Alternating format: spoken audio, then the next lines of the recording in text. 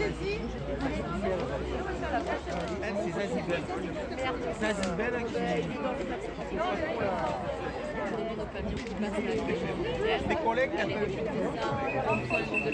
Ah ouais. Et puis on prend, voilà.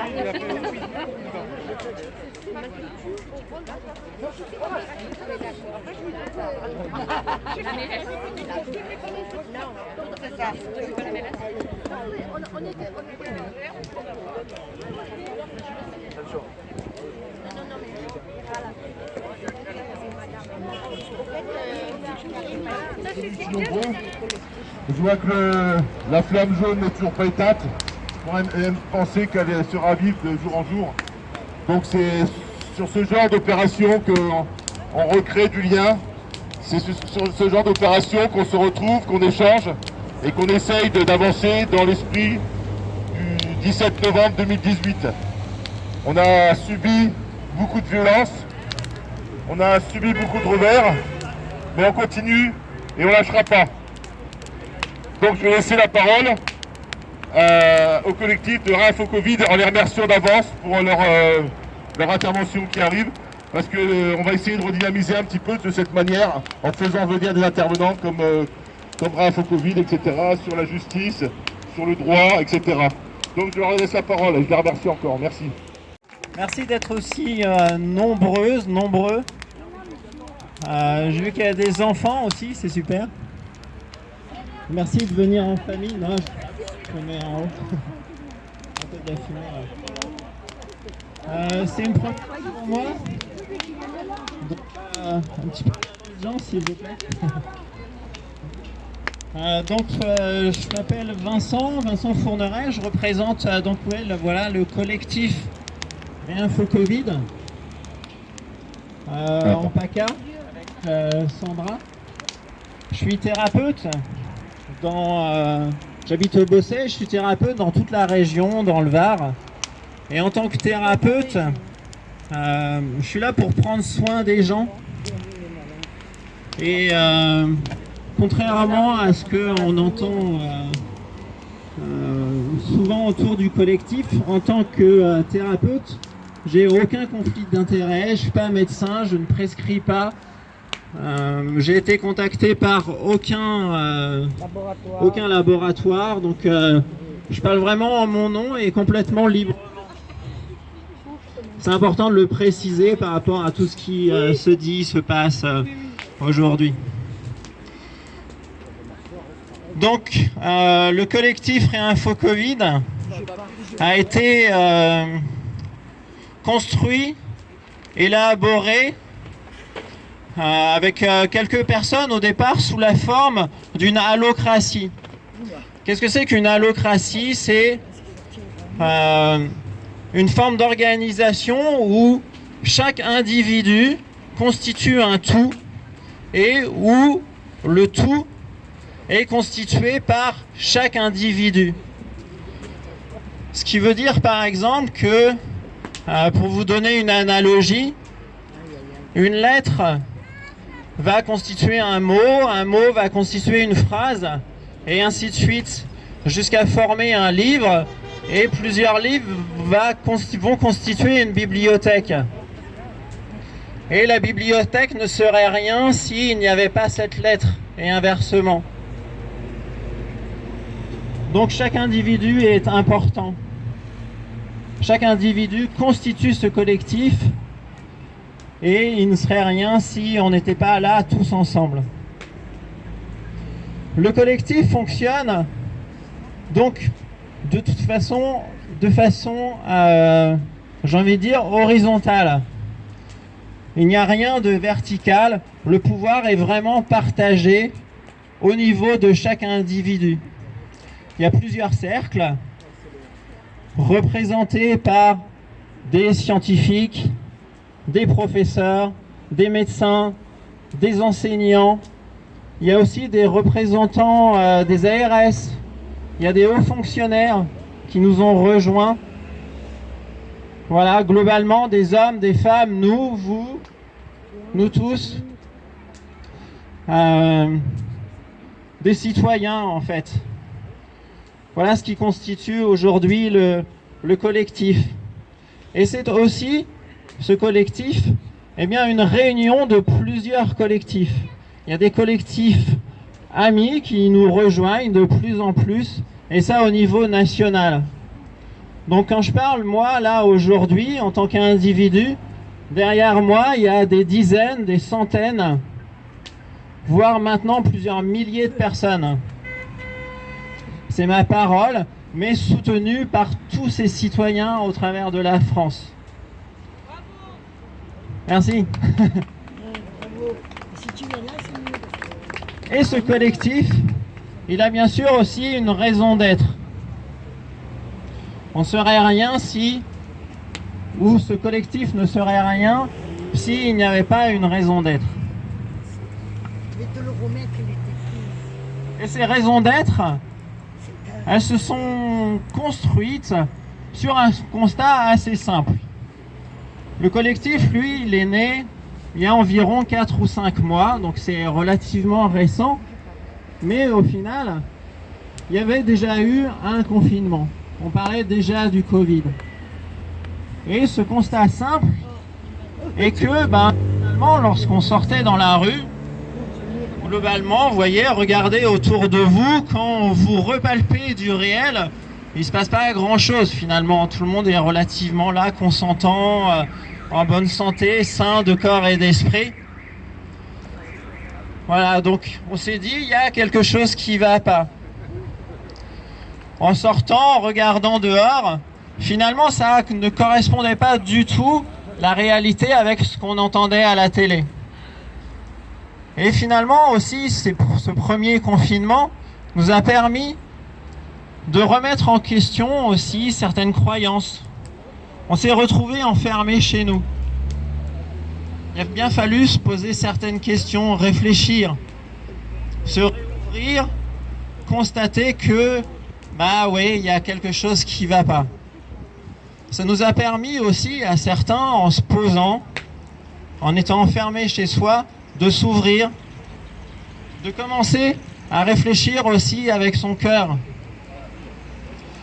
Et de là est né, ces 4 raisons d'être du collectif.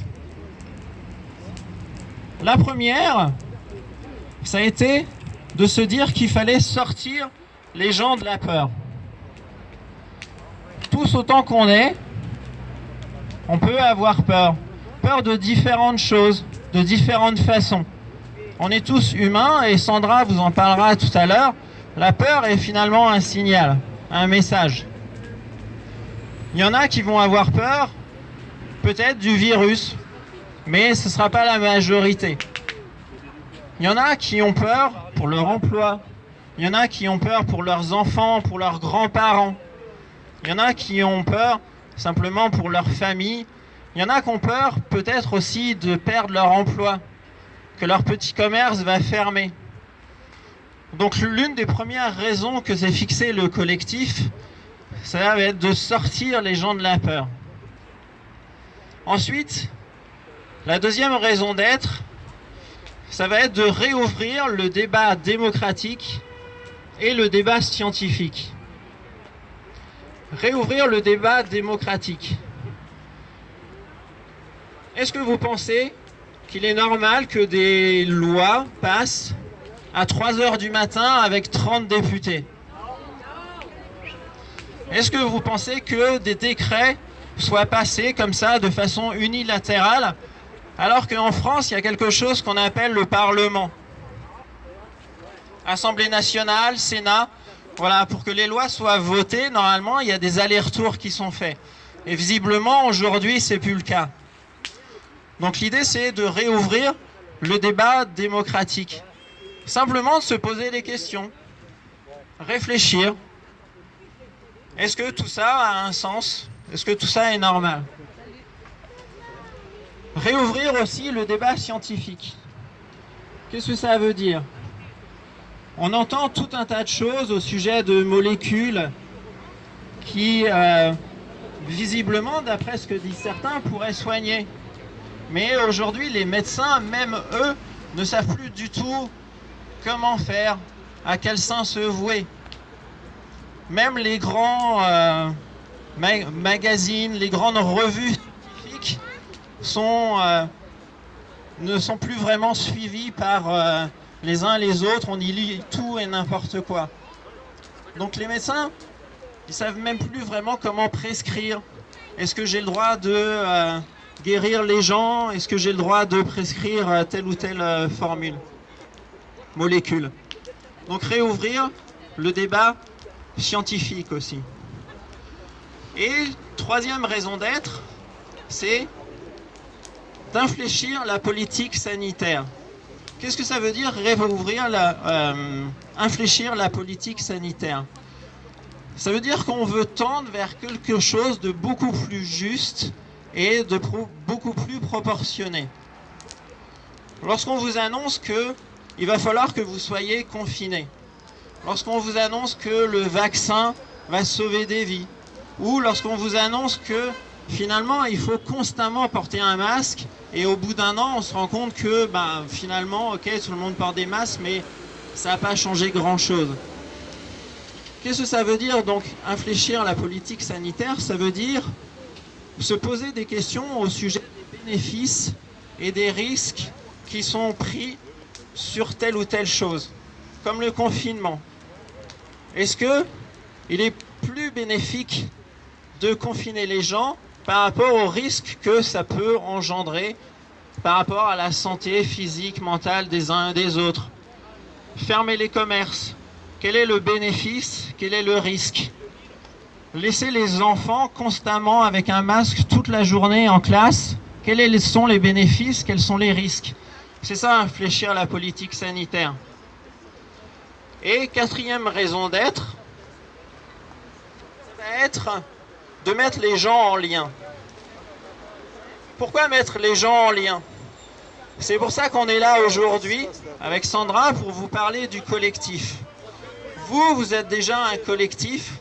Là, j'ai à peu près en face de moi une cinquantaine de personnes. Il y a des actions à mener. Mettre en lien ces différents collectifs pour passer à l'action. Qu'est-ce que ça veut dire passer à l'action? C'est pas forcément bloquer un rond-point, c'est pas forcément bloquer un péage ou brûler des pneus. C'est pas du tout l'état d'esprit. Et je sais très bien que c'est pas non plus l'état d'esprit des Gilets jaunes. C'est passer à l'action. Eh bien, par exemple, si vous avez des enfants, vous pouvez aller devant les écoles avec vos enfants, les prendre dans les bras, les embrasser et montrer que... Merci. Et montrer que finalement, vous verrez qu'il ne se passera rien du tout. Vous aurez juste la possibilité de ressentir l'amour qu'il peut y avoir entre les parents et les enfants. Et ça, je vous assure qu'au niveau du système immunitaire, ce sera beaucoup plus bénéfique que porter un masque toute la journée.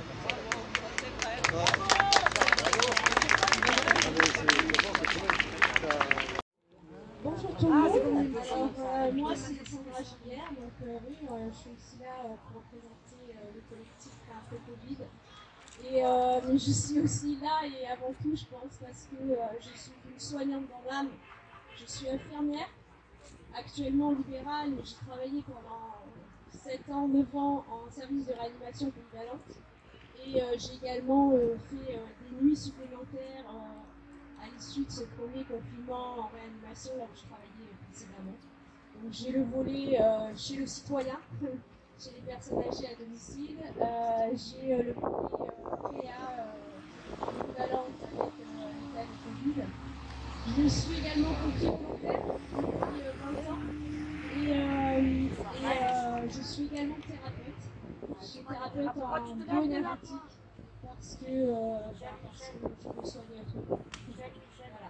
Donc aujourd'hui, vous avez demandé à avoir un petit info sur la peur, comment ça fonctionne la peur. Et ça va répondre à une des questions qui était mais pourquoi les parents ne disent rien et laissent faire. Et vous allez peut-être aussi comprendre, ça va peut-être vous éclaircir sur certaines choses. Donc pareil, vous avez reçu normalement par mail. Okay, je vais parler plus fort. Ça va comme ça? Oui, oui, ça va. Donc vous avez dû recevoir par mail, pareil, le document, donc vous pourrez le récupérer. Je vais donner un complément de ce qui est écrit parce qu'on va dire l'essentiel lié. J'ai mis des petits schémas qui sont simples à retenir ou à comprendre. Je vais commencer par une citation de Jean-Paul Sartre qui dit « Celui qui n'a pas peur n'est pas normal ». Ça veut dire quoi? Ça veut dire que la peur, c'est une émotion, c'est une réaction naturelle et saine. Et ça, il faut le garder en tête parce que ça explique beaucoup de choses. Chacun va réagir, fonctionner différemment par rapport à sa propre peur, mais c'est normal d'avoir peur. Et chaque individu fonctionne différemment face à la peur, qui peuvent être, on va dire, démesurées, et c'est ce qu'on va appeler les phobies. D'accord? Donc, il faut, comme l'a dit Vincent tout à l'heure, la première chose qui va permettre d'atténuer cette peur, ça va être la bienveillance envers vous-même et envers les autres. Pourquoi alors cette peur? On va parler de la peur en termes de définition. Donc c'est une émotion primaire, c'est-à-dire que c'est une émotion qui va être générée par, je ne vais pas rentrer dans les détails des termes scientifiques ou quoi, mais c'est une réaction primaire. Ça veut dire quoi? Ça veut dire que c'est notre cerveau archaïque qui fonctionne. Lorsque la peur, c'est comme les réactions réflexes. Vous savez, vous mettez la main sur... merci. Vous mettez la main sur quelque chose de chaud, le réflexe que vous allez avoir, c'est de retirer la main. D'accord? On va dire que le circuit d'information qui passe entre le stimuli au niveau de la peau et le cerveau, il est raccourci. La peur, c'est pareil en fait. Et vous allez être devant une situation qui va générer cet état d'être et vous allez avoir une réaction très rapide derrière. Vous n'allez pas réfléchir. D'accord? C'est ce qu'on appelle justement une émotion primaire, sans réflexion. Ça agit comme ça. La chose sur laquelle vous pourrez agir ultérieurement, ça sera qu'est-ce qui fait que vous avez cette réaction face à telle situation. La peur, elle apparaît, en fait, c'est naturel, d'accord? C'est lié à l'instinct de survie. Le cerveau archaïque nous met en évidence une situation dans laquelle on se sent en danger. Cette situation, elle peut être très réelle, ou alors elle peut être complètement imaginaire. Il faut savoir que notre cerveau, qui, on va dire, est très très fort pour manipuler l'individu, l'être profond que nous sommes, le cerveau ne fonctionne que par des souvenirs. D'accord? Donc en fait, vous allez être soumis à une situation qui à un moment donné, ou vous l'avez déjà vécu et du coup, ce souvenir va faire que vous allez flipper, ou bien ce sont ce qu'on appelle des mémoires antérieures. À savoir que nous sommes tous constitués par notre histoire, par l'histoire de nos parents, par l'histoire de nos grands-parents, par l'histoire de nos ancêtres et par l'histoire de votre civilisation. C'est-à-dire qu'en nous, en chacun de nous, nous avons ces traces, ces mémoires qui nous construisent et qui peuvent aussi, on va dire, nous bloquer ou nous conditionner. Nous sommes français, nous vivons ici, que ce soit de génération en génération. Nous avons en nous la Révolution française, nous avons en nous mai 68. Ça fait partie de nos gènes parce que nos parents, nos grands-parents ont vécu ça. Et ce sont des choses qui sont plus ou moins présentes chez les gens.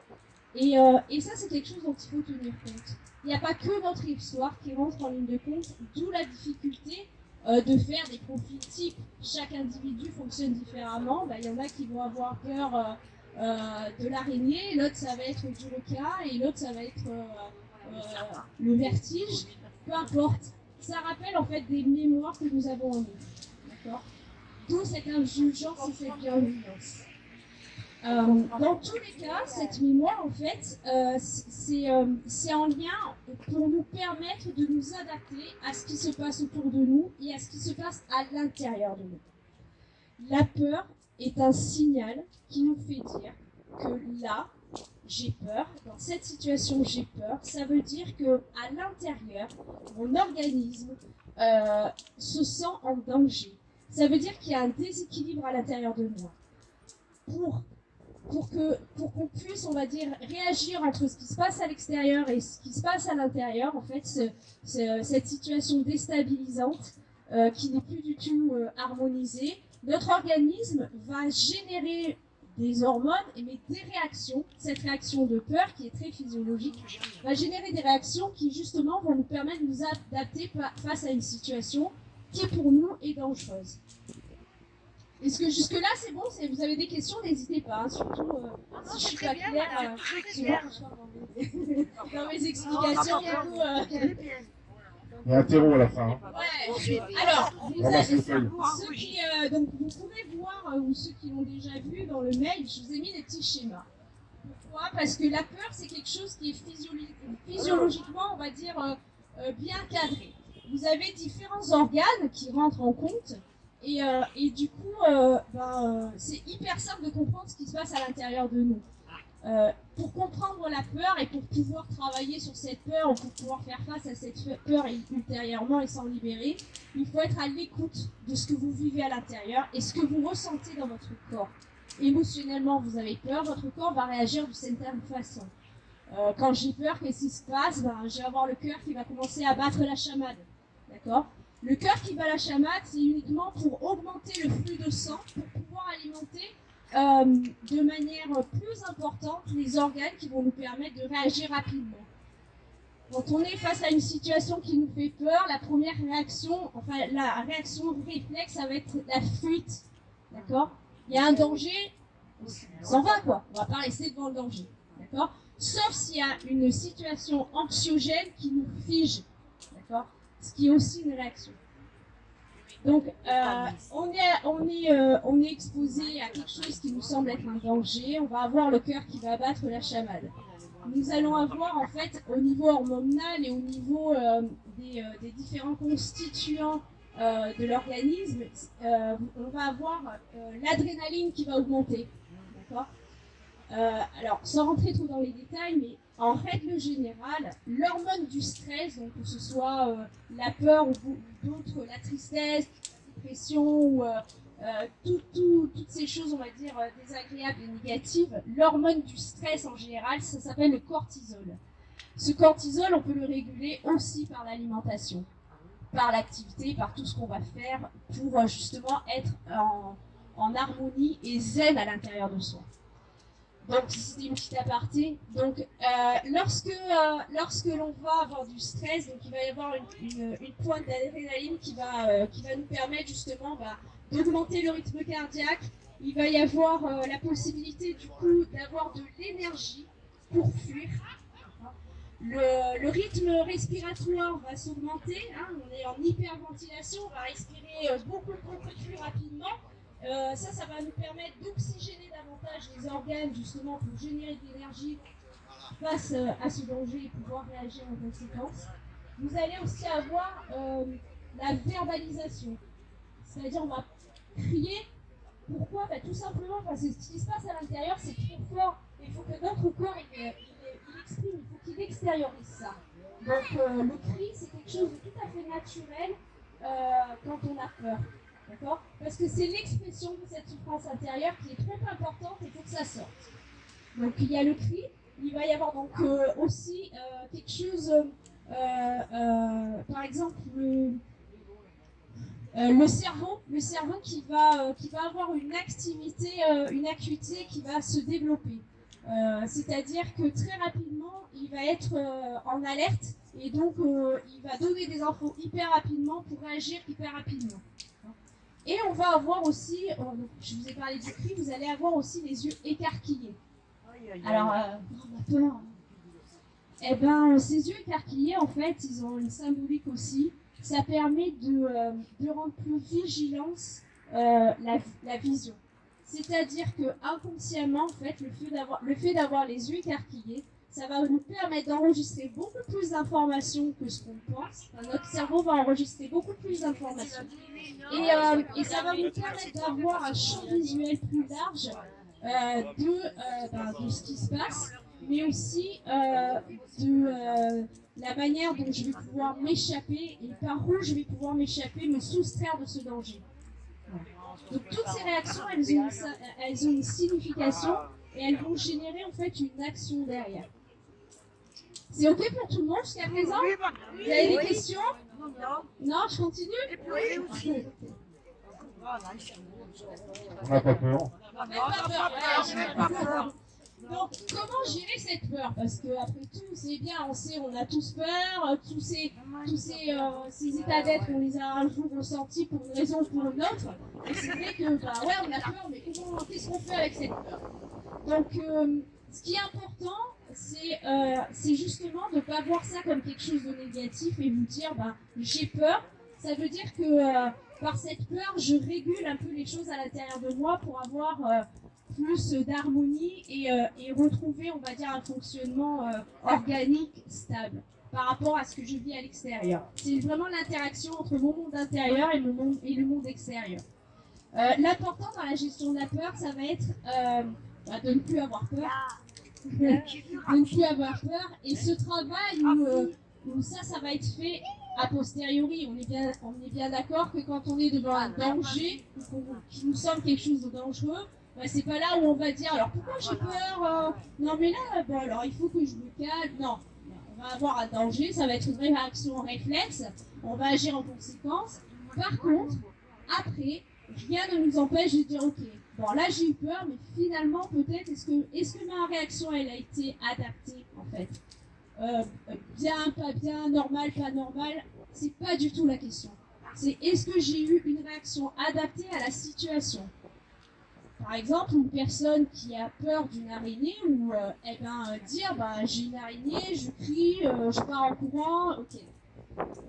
Est-ce que à l'intérieur de moi, la manière dont j'ai réagi est à la hauteur de ce que j'ai vécu? Est-ce que cette petite chose, toute minuscule, peut effectivement me mettre en danger de mort?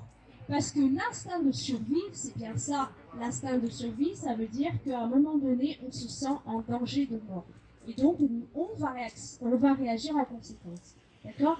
Et peut-être que là, on va se dire, finalement, effectivement, quand j'ai pas cette bête qui me fait peur, là, devant moi, est-ce que ma réaction n'est pas démesurée par rapport à cette petite chose, finalement? Et c'est là où on va pouvoir se questionner sur ce qui se passe à l'intérieur de nous et résoudre ou aller, on va dire, vers ce désamorçage de la peur et arriver à gérer les situations. Et ça, c'est valable pour n'importe quelle situation. Là, je vous parle d'une araignée, mais ça peut être le feu, ça peut être une situation, voilà, il y a une manifestation, il commence à y avoir des échauffements, il y en a qui viennent mettre le foutoir alors qu'ils n'ont rien à voir dans la manif, mais finalement, c'est quand même nous qui allons subir les conséquences parce qu'on va être mal vus. Et puis ça commence à chauffer, et puis il y a les forces de l'ordre qui sont là, ça commence à chauffer dur, et là on commence à flipper. On commence à flipper, pourquoi? Parce que là on se sent en danger, de mort. C'est extrémiste ce que je vous dis, mais en fait c'est vraiment ça. C'est l'instinct de survie qui réagit, il dit là, non, moi j'ai pas envie de... Sans parler de la répression, tout ça, mais intérieurement c'est vraiment ce cerveau archaïque qui fonctionne, et c'est attention, danger de mort. Ok? Donc ça c'est valable pour tout. C'est pour ça que ce qui est très important en fait, dans la peur et dans toutes les émotions, que ce soit la colère, la tristesse, la joie, c'est de se connaître. Le seul moyen d'aller au-delà de cette peur, de cette colère, de cette tristesse, de cette joie qu'il faut vivre pleinement, ça va être d'apprendre à se connaître. Qu'est-ce qui se passe aujourd'hui?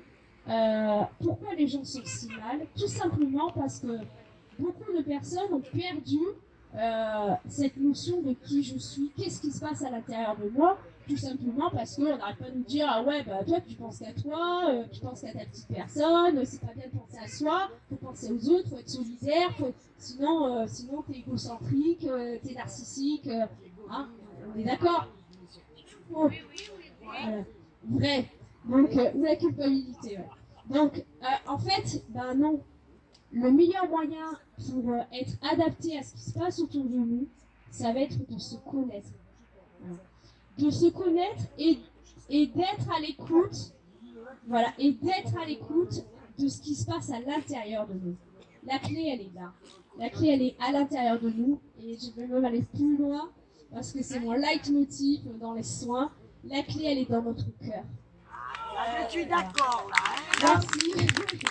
La clé, elle est notre cœur. Donc, en fait,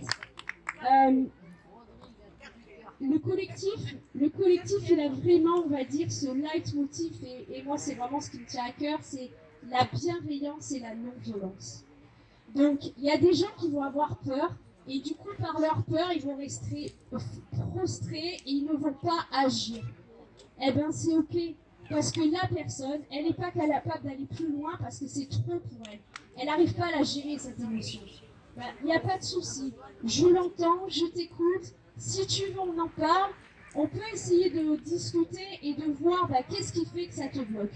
Okay, et il y en a d'autres qui, au contraire, par peur, qu'est-ce qu'ils vont faire? Ils vont devenir violents. Mais c'est pareil. Ok, tu es violent parce que tu as peur. Est-ce que tu es conscient que tu es en colère parce que tu as peur? Parce qu'en fait, c'est ça. Chacun va réagir différemment. Mais au fond de nous, c'est juste parce qu'on a perdu ce lien avec le cœur, avec l'amour qui est à l'intérieur de nous. La télé. Éteignez la télé. Alors oui, ça peut être ça, allumez votre cerveau, mais moi je dirais plutôt, ouvrez votre cœur. Ouvrez votre cœur, éteignez la télé. Ok, ça peut servir d'écran, mais je vais stop. Voilà, lavage de cerveau. Écoutez les messages que vous transmet votre collectif. Connectez-vous aussi entre vous. Écoutez les messages que vous avez à vous passer les uns entre les autres. Et merci à Vécu de retransmettre en live tous ces événements. Merci à Jonathan d'être présent à chaque fois pour véhiculer ces messages d'amour, de paix et de bienveillance.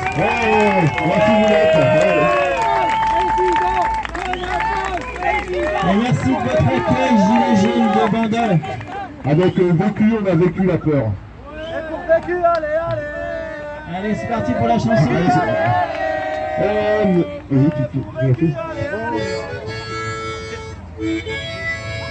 Même si les qu'on n'avait pas nous reviendrons. Ah, faut pas la bonne part.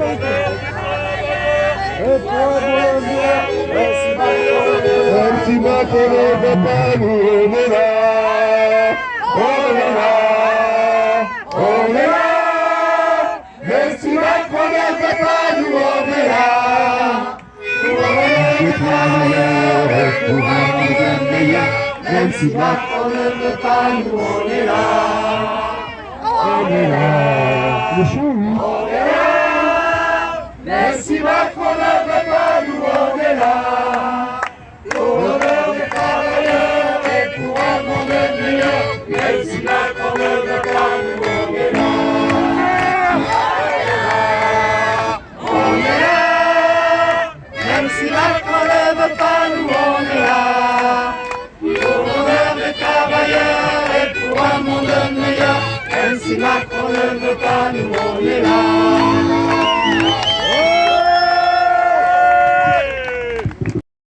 À Paris, à pied. On est en train de mettre en place, c'est presque fini. Et on a fait des convergences. Donc on a fait des convergences avec le groupe syndicat Gilets jaunes. On a fait une convergence avec les constituants, avec le collectif anti-carrière de Mazog. Et sauvons nos enfants, protégeons l'innocence. Et c'est que le début.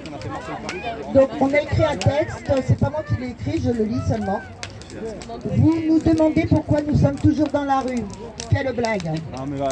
Il y a assez de revendications, point d'interrogation. Ok, on va être plus clair. On va aller droit au but. C'est pour vous, pour nous, nos familles, nos enfants menacés, tous les décès, les mutilés, les incarcérés, les handicaps visibles et non visibles, et tous les oubliés, passés, présents et futurs. Toutes les lois liberticides, tout cet endettement gouvernemental et la justice sociale.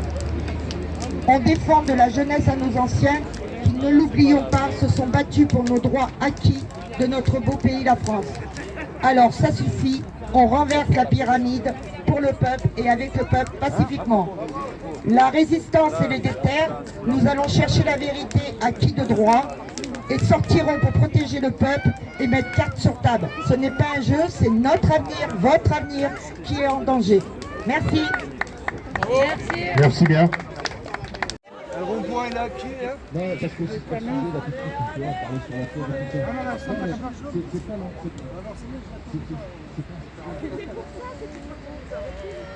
c'est bon, ils vont pas combattre.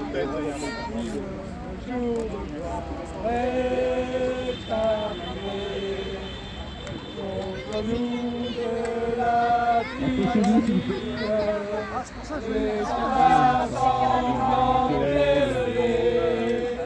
L'étendard sanglant élevé, rendez-vous dans nos flammes, ces féroces soldats qui viennent jusque dans nos bras, et toucher le copain, nous allons citoyens, tournez vos bataillons. Marchons, marchons, descends plus, après de l'océan. Ouais. La maison pas sur le poteau. Tournez-les un peu. Tournez-les un peu. Faut le tourner. Faut le tourner. Et puis il faut souffler. C'est bon. C'est qui souffle? On est là, on est là, même si Macron ne veut pas, nous on est là. Pour l'honneur des travailleurs et pour l'amour de meilleur, même si Macron ne veut pas, nous on est là. On est là, on est là, même si Macron ne veut pas, nous on est là. Pour l'honneur des travailleurs et pour l'amour de meilleur, même si Macron ne veut pas, nous on est là. On est là, on est là, même si Macron ne veut pas, nous on est là. Pour l'honneur des travailleurs et pour l'amour de meilleur, même si Macron ne veut pas, nous on est là. On est là, on est là. Macron ne veut pas, nous on est là. Les travailleurs et pour l'amour de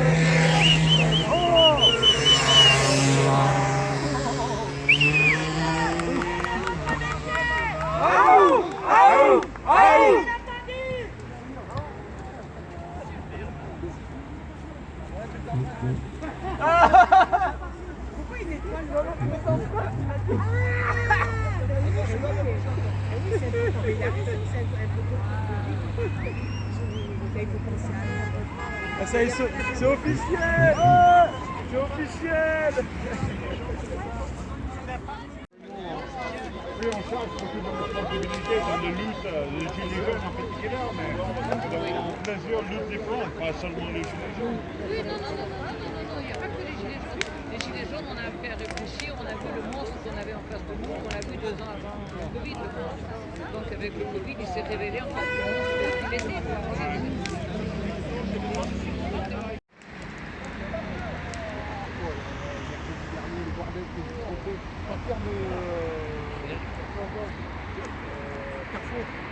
Carrefour, c'est pas évident. Tu vois rien. Voilà. Non, mais, oui, j'ai pris le tour. Après,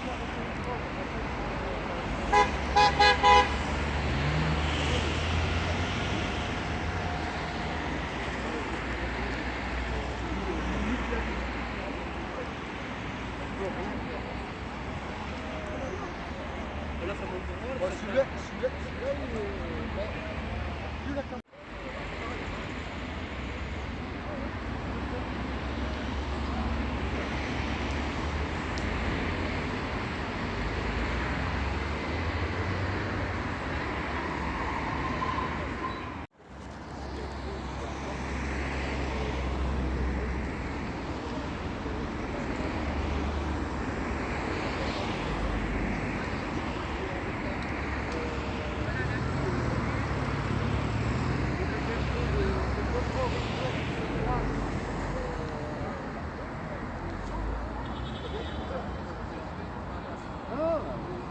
s'intéresser à tout et après on accroche.